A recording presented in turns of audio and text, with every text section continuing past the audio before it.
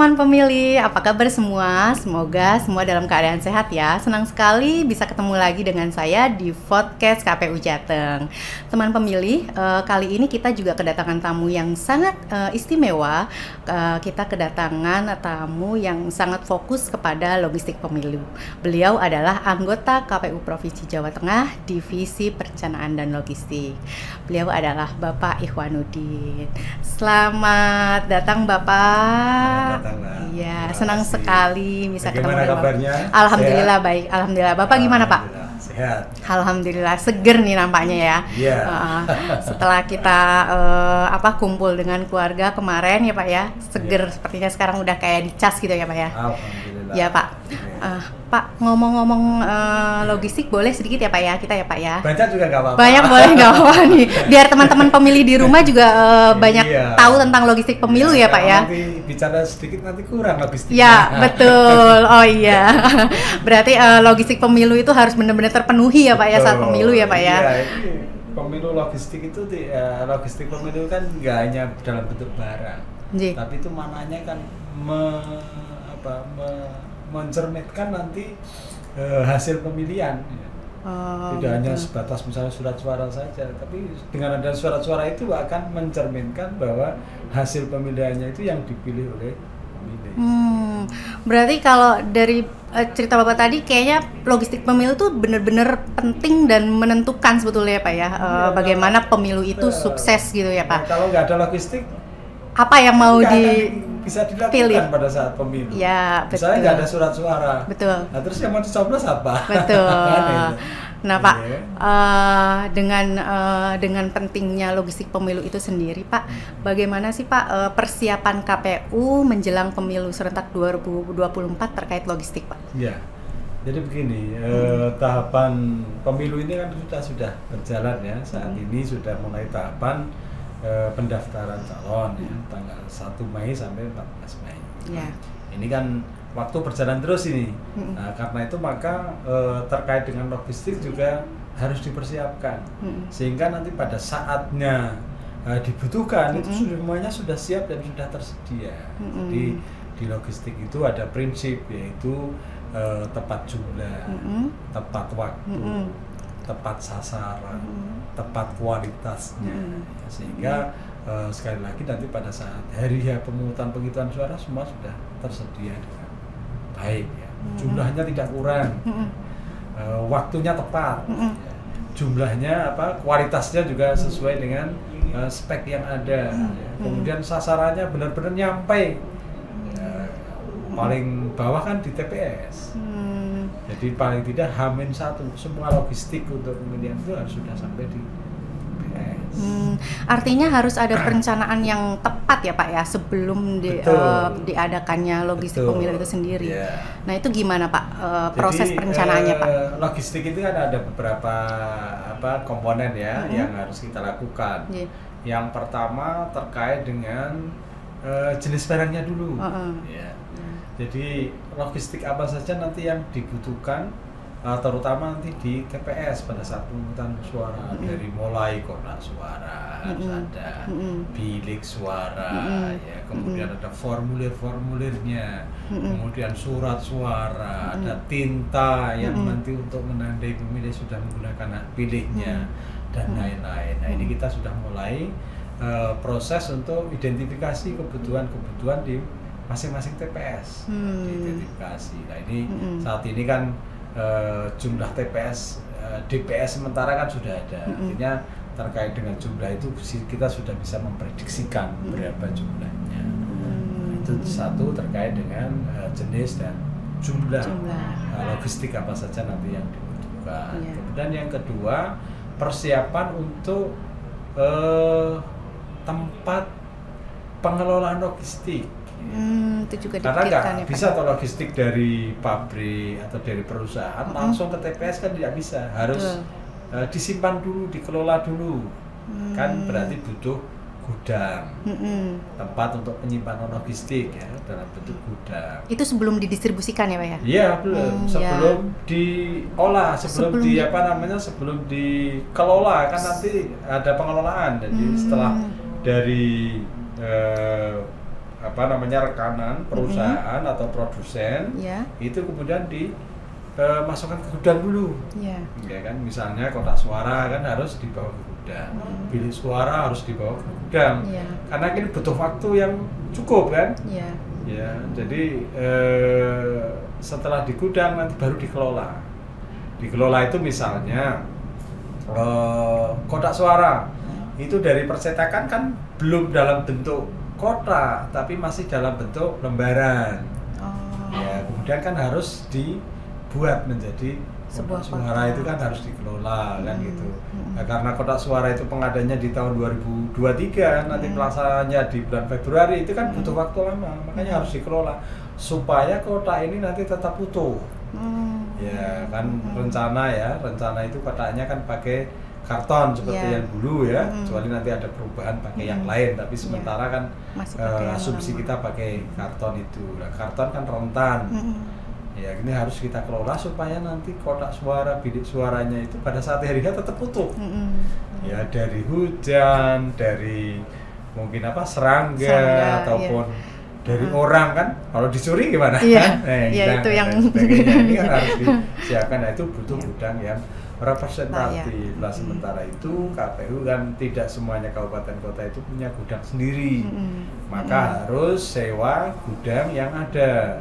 Nah, ini teman-teman di KPU kabupaten kota sudah mulai inventarisasi nih, untuk gudang itu kira-kira yang nanti bisa disewa itu mana saja dan yang cukup terkait dengan jumlah dan volume logistiknya.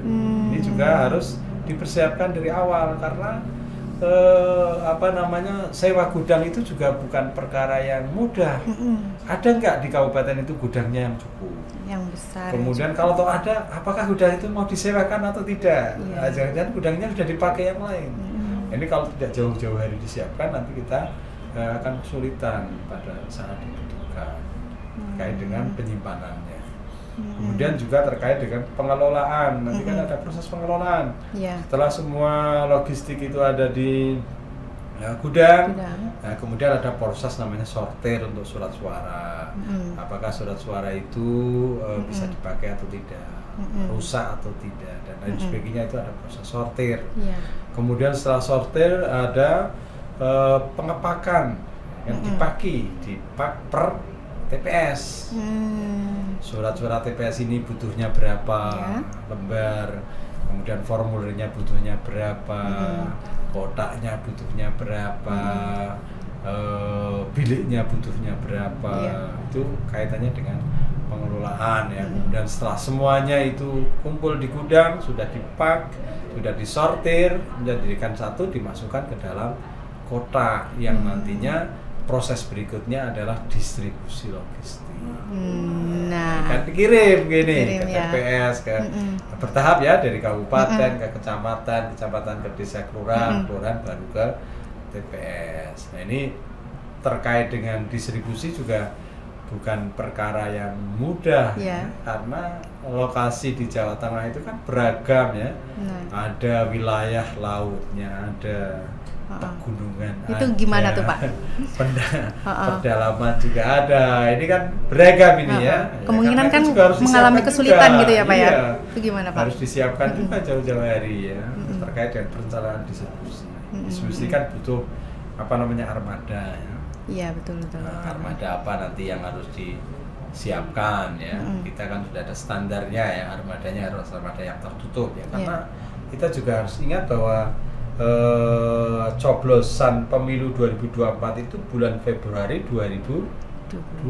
Nah, kalau Februari itu biasanya kan musim hujan. Ini dengan kondisi musim hujan itu bagaimana kita bisa menyiapkan logistik supaya nanti aman sampai ke TPS. Ini kan harus dipetakan. Jadi kita sudah untuk disiplin logistik sudah membuat buku namanya Pemetaan Distribusi Logistik. Ini bukunya kita sudah siap. Keren ya Pak ya. Ini menggambarkan seluruh distribusi yang ada di Jawa Tengah ini di masing-masing kabupaten kota. Artinya kita sendiri sudah memetakan wilayah-wilayah yang memang kemungkinan akan kesulitan dalam proses distribusi logistiknya seperti itu ya Pak ya? Iya betul. Jadi tidak hanya yang dari semuanya ya, harus kita petakan kan. Misalnya dari gudang KPU itu di mana. Kemudian ke kecamatan ini butuh waktu berapa menit. Butuh modal transportasi berapa. Misalnya pakai truk ya, butuh 1 atau butuh 2. Kemudian jaraknya tempuh berapa, kondisi jalannya seperti apa, ini sudah kita petakan semua. Nah, nanti kemudian dari kecamatan ke desa kelurahan. Nah, kemudian sebelum dari kecamatan ke desa itu mungkin ada 1 atau 2 hari dia di kantor dulu. Ya kan kita melihat nanti waktu ya. Ya, kemudian waktunya kalau memang waktunya sudah tepat untuk dikirim ya dikirim. Tapi kalau masih harus menunggu berarti harus disimpan dulu di kecamatan ya sebelum dipindahkan ke desa. Ini dari kecamatan ke desa, seluruh desa yang ada di kecamatan itu sudah kita petakan. Desa A jaraknya berapa meter atau berapa kilometer ya? Meteran. Berapa kilometer. Kemudian kalau ditempuh pakai box truck misalnya itu berapa jam atau berapa menit kan gitu. Kemudian biayanya berapa? Kemudian butuh berapa jumlahnya? Ya, kemudian berapa orang yang mendampingi ke situ? Bagaimana kondisi jalannya? Apakah rusak? Apakah mudah dijangkau dan sebagainya kan? Ini kita sudah mengantisipasi. Kemudian dari desa kelurahan ke TPS, ini kan ada yang dekat, ada yang jauh dan sebagainya. Ini sudah kita petakan semuanya. Mudah-mudahan dengan pemetaan ini akan nanti mempermudah pada saat pelaksanaan ya, baik dari sisi anggaran, dari sisi ketersediaan moda transportasinya ya, dari persiapan mitigasi, misalnya ada bencana, hujan lebat, ada tanah longsor, ada banjir dan sebagainya. Ini persiapannya seperti apa, ini sudah kita siapkan. Jadi plan A itu kalau kondisi semua lancar, ya plan B-nya kalau misalnya ada bencana ya, supaya pelaksanaan pemilu itu bisa berjalan. Kalau logisnya nggak datang ke TPS pasti nanti nggak akan terjadi. Artinya kemungkinan yang terjadi itu sudah benar-benar dipetakan ya Pak ya, sudah benar-benar dipikirkan oleh KPU sendiri ya Pak ya. Iya sudah.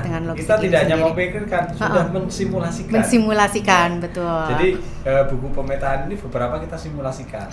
Jadi terutama di daerah-daerah yang kita anggap satu jauh dari kabupatennya, terpencil lah, daerah terpencil ya.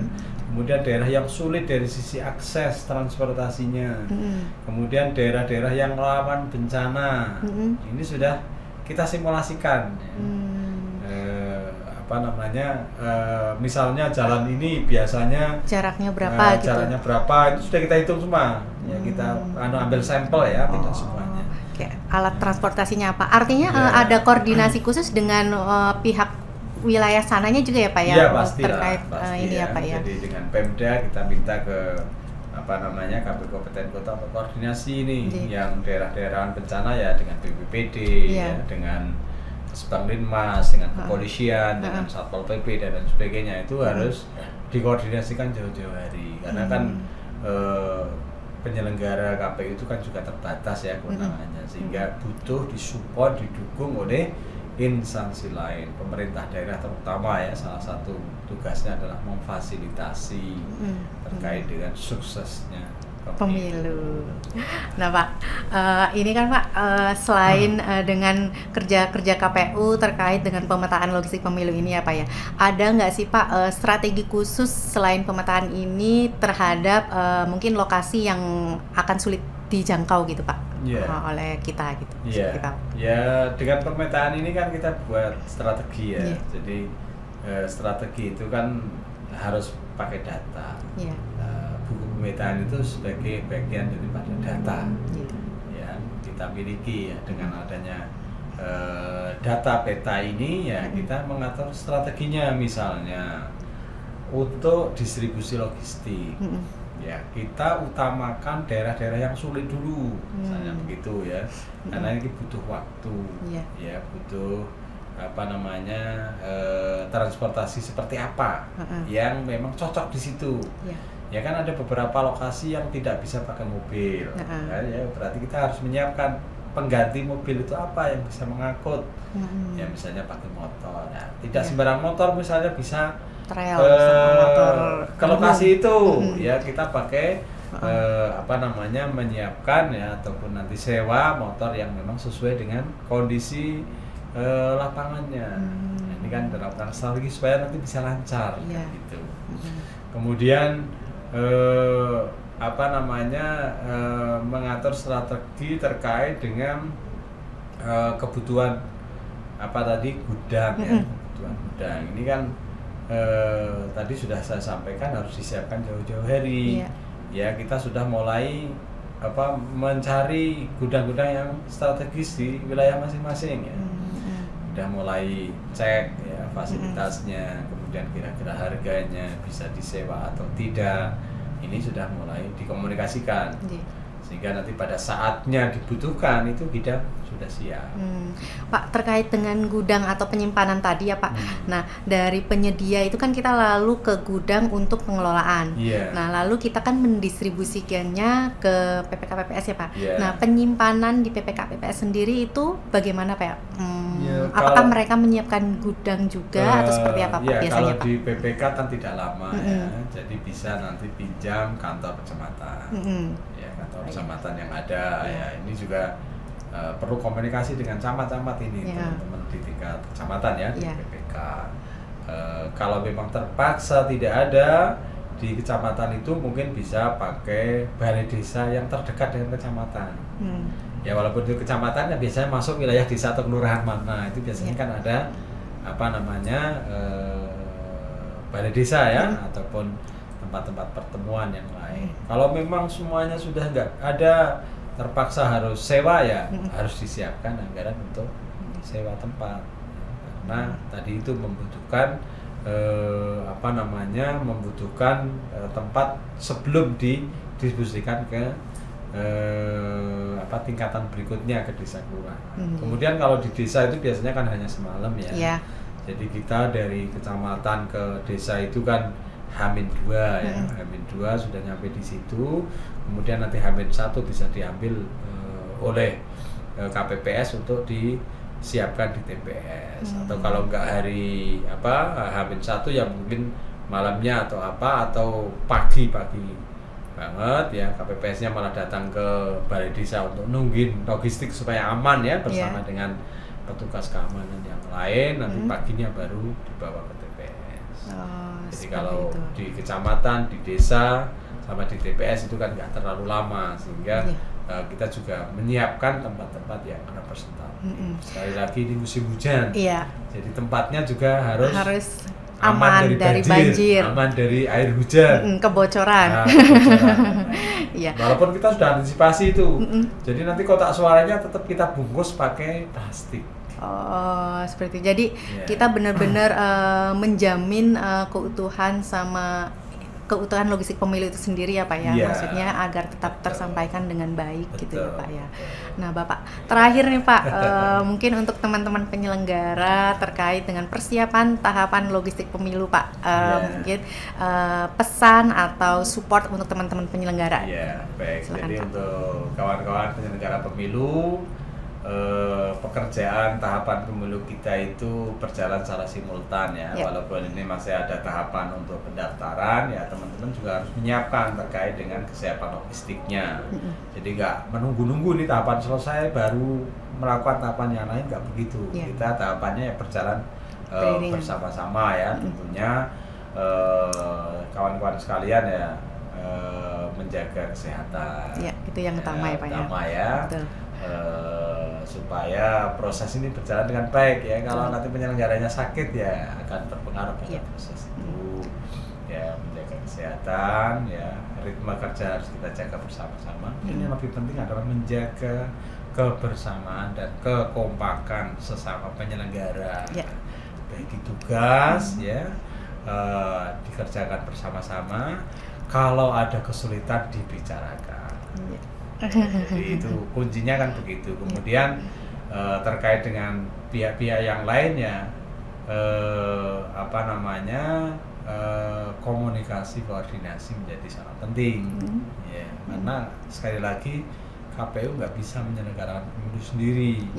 Harus didukung, disupport oleh lembaga-lembaga lain. Di undang-undang juga sudah disebutkan bahwa ada pemerintah daerah ya yang salah satu tugasnya adalah memfasilitasi ya tentunya sesuai dengan kewenangan yang diberikan. Nah, tinggal bagaimana ini kita berkomunikasi dengan pemerintah daerah supaya bisa mensupport kegiatan-kegiatan kita dengan sebaik-baiknya, terutama terkait dengan logistik ini, terkait dengan distribusi logistik dan lain sebagainya.